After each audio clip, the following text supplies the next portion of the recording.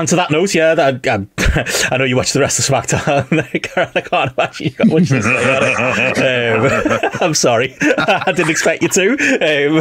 Even I watched it with half an eye, mate. I was just like, the early night turned up. I remember that. I think Rey Mysterio was on the show. Other than that, I couldn't tell you what happened, to be honest. Oh, God. Like, well, I mean, it's the first time that I've watched SmackDown start to end, I would guess, in 3 years, 4 years, 5 years. But I was just like, fucking hell. I was like, because you're sort of terminally online, you just see, WWE's as good as it's ever been. It's all this, that, and the other, and you like, it's so successful, and you just sort of like buy into this little bit in your brain. If this is what people want, if this is what people think is good, then like, what fucking planet are they living on? I honestly felt like I was sitting watching, like, I'd gone back in time, and I was like, my kids were like 5-year-old again, and I was watching CBeebies or something like that. It was just like lots of like flashing lights and things like that, just to keep like fucking brain dead toddlers just entertained and smiling along and reaching for a little fucking star on screen or something like that. It was just please clip this better. Dragging out as much time as they possibly could, like through like entrances to people standing about doing nothing while people are just walking around and music's happening and things like that. Honestly, it was just like it couldn't be any further from being like what comes across as been like a genuinely good, entertaining wrestling product for me, like in the slightest. And like, you sort of almost kind of get into this competitive side of your brain that you can't help but buy into this AEW versus WWE arguments and things like that. And obviously I fucking hate WWE for so many different variety of reasons for things over the years, but I'm just like, let them have it. Like, if this is what they want, just park it over there. Just be that thing. Be Mr. Blobby. Be fucking Noel Edmonds' house party. It's that territory kind of thing. That's what it feels like. It just feels like this total separate entity. And then, then when you just like sitting watching some of these fucking matches, like that Randy Orton Grayson Waller match, like, oh my God, like do you enjoy the sound, mate? Like, again, that's the sort of thing. If that happened on AEW, it would just be clipped and just been like replayed and just laughing at it, like, lol AEW, and would.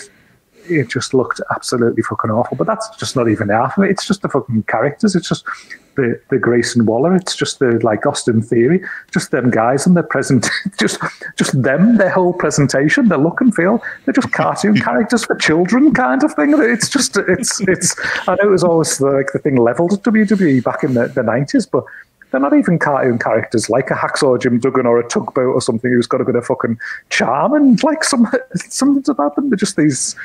And couple of pricks who are cartoon characters, colourful entities on screen, kind of, that have just got absolutely no levels to them at all, or anything. I'm like, that's it. Like like I thought I'll just keep watching. Sarah was out. I was watched that promo. I was I might as well keep watching. I'm doing Spotlight kind of thing. Just there's nothing to talk about. There's nothing to talk about other than just like. Point at it and laugh kind of thing. Like, there's all these matches happening. You're looking and like Pete Dunne's out there, Bailey's out there, like, Randy Orton's out there. People are, you've got Rey Mysterio coming out. You've got people who are of a certain level of who are, as much as I'm never going to be like, oh yeah, I'm a Randy Orton guy. At least he has achieved stuff to a certain level and things like that. He's got people who are good, who could feasibly have something interesting about them. It just. I can't even articulate it, mate, honestly. I was stunned. My mind was blown watching it, that people think this is good. Like, 2 billion people watch that. Like, yeah, did a good rating. Yeah. Not as good as 2.5 for the segment, but yeah. And it's better, unbelievably, Gareth. It is actually better than it was. Like, I can verify this. Arenas. You can't hear any lads ordering pints during this. No. I'd argue you could during LA Knight's promo, but outside of that, yeah. It's funny, you reminded me, like, something some of one of my mates said a couple of weeks ago, of like I love my YouTube. He was like, you know what YouTube presenters remind me of? It's literally like kids TV presenters, but for adults. You know, that like smiley, hello, I'm taking you on a trip, and it's like all this fake, like, staring into the screen. Is that what WWE is? Like that plastic feeling, kind of not real people. Art Attack for Dummies. I'll argue Raw was better, but it was 3 hours, so like 20 minutes of it was better. This week I did watch the majority of the full thing for me sins, but like again, it's more the promos. I thought Seth and Drew again, I had to go back and forth. I swear.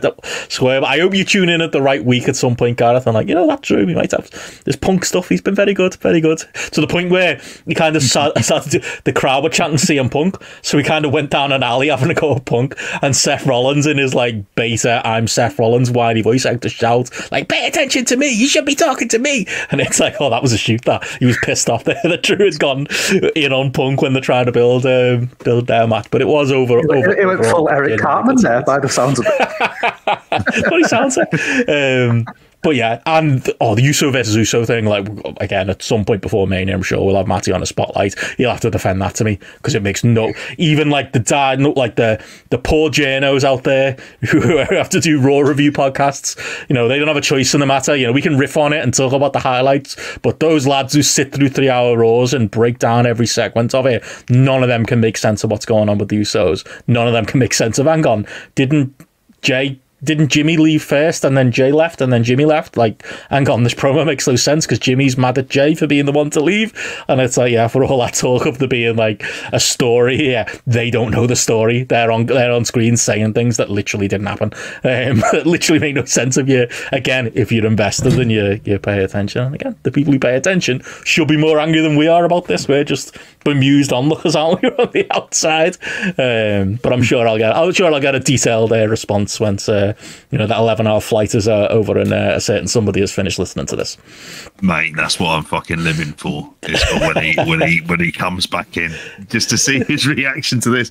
What do you want? Canadian destroyers while two lads are ordering some fucking Labatts? Like, you know, that's just what I'm expecting. And again, we're part of that around the ring. Well, it's like, what are you drinking, boys? Well, unless there's anything more on WWE's Weekly TV, we'll talk some of the new stuff before we do move on. Got a little bit of New Japan news to get into, and of course the big Dark Side of the Ring episodes, which I'm still excited to chat about this week. But yeah, first up.